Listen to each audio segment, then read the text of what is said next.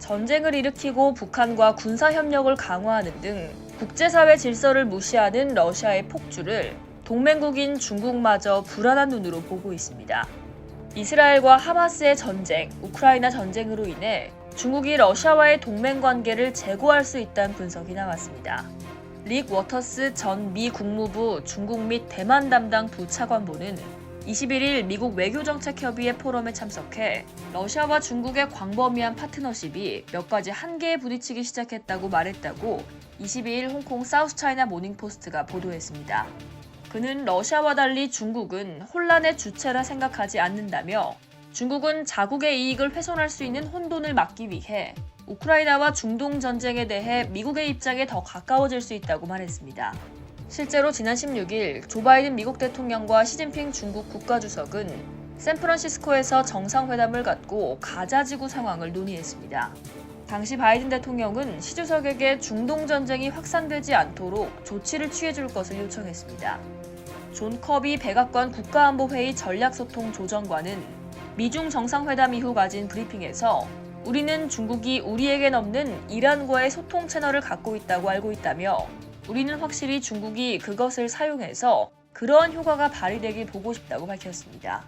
두 정상이 만난 뒤 이스라엘과 하마스는 전쟁 46일 만인 지난 22일 임시 휴전에 합의했습니다. 워터스 부차관보는 또 북한이 러시아에 포탄 등 무기를 공급하고 러시아가 북한에 군사기술을 제공하는 것에 대해 일부 중국 관리들이 불안해하고 있다고 주장했습니다. 그는 러시아의 지원을 받은 북한이 내년에 더 대담해질 수 있다는 우려 때문이라고 설명했습니다. 김정은 북한 국무위원장은 지난 9월 블라디미르 푸틴 러시아 대통령과의 정상회담에서 러시아의 정의로운 투쟁을 지지하겠다고 밝혔습니다.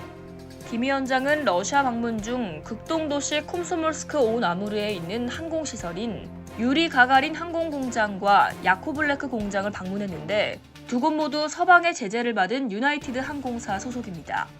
전문가들은 북한이 러시아와 협력하면서 중국은 북중러 3자가 하나로 엮이는 상황에 대해 부담을 느끼고 있다고 해석했습니다.